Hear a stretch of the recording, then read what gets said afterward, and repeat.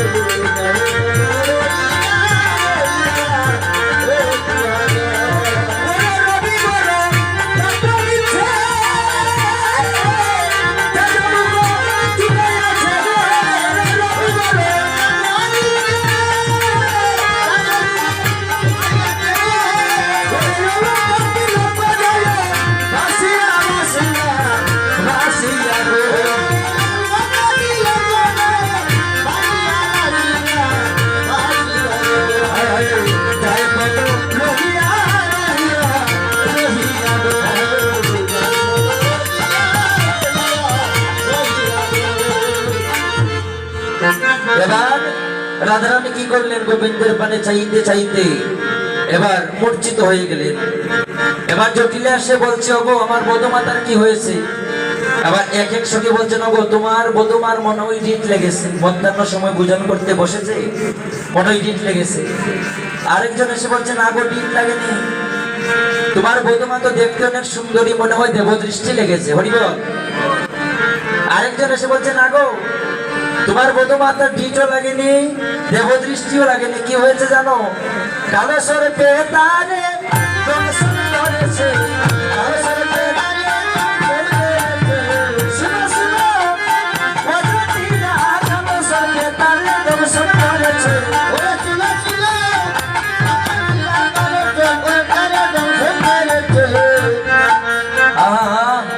এ কি বললি? কালো সর্পে দংশন করেছে, তাহলে আমি বৈদ্য কোথায় পাবে এখন?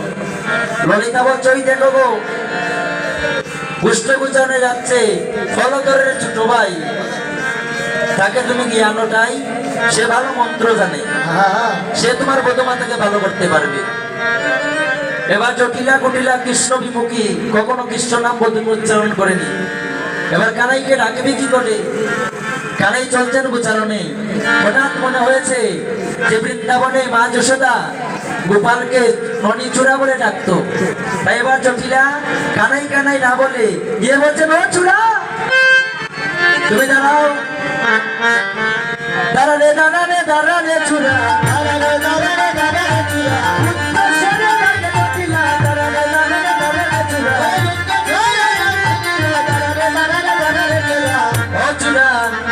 গিয়া রাখো বধূর প্রাণ। কেন গো তোমার বধূমাতার কি হয়েছে? বলে আমার বধূমাকে কালো সর্পে দংশন করেছে।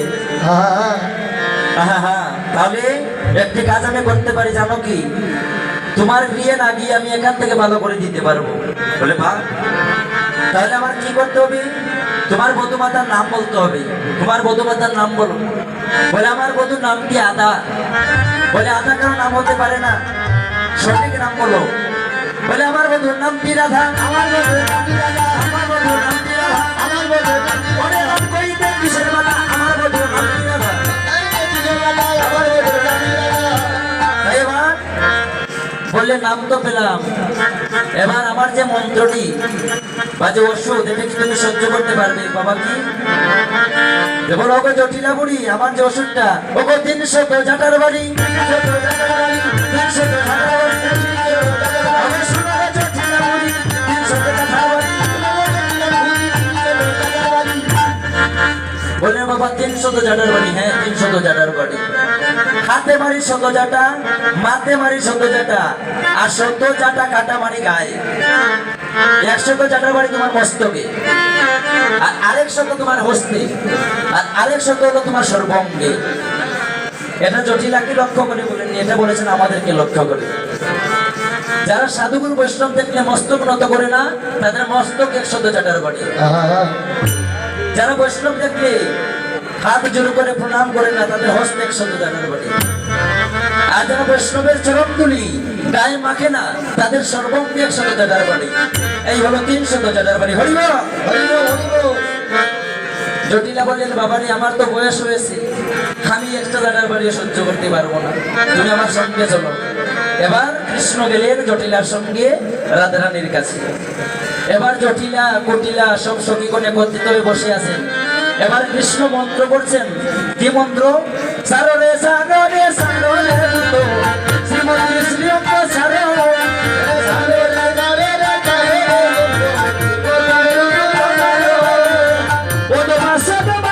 যুবতী পাইলে তার অঙ্গে বড় করো, তার অঙ্গে বড় করো।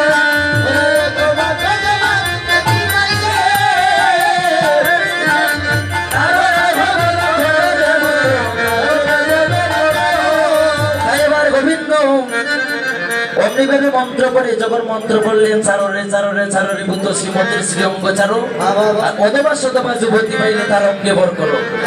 এবার জটিলা মনে মনে ভাবলেন বাপ রে বাপ, কৃষ্ণ যে মন্ত্র করেছে, এখন যদি ওই মন্ত্র তারা যদি ওই যে বুকটা কালো সর্প যেটা ওই যদি রাধারানীর শরীর থেকে বাইরে হয়ে যদি আমার অঙ্গে বর করে, তাহলে তো আমি মারা যাব, আমি এখান থেকে চলে যাই। এবার জটিলা চলে গেলেন, সখীগণ চলে গেলেন, কুটিলাও চলে গেলেন। সবাই যখন চলে গেলেন, এবার কৃষ্ণ কি করলেন? যখন রাধারানীর পক্ষে হাত রাখলেন, পরে শেষের সঙ্গে জলজালা হলো মঙ্গল।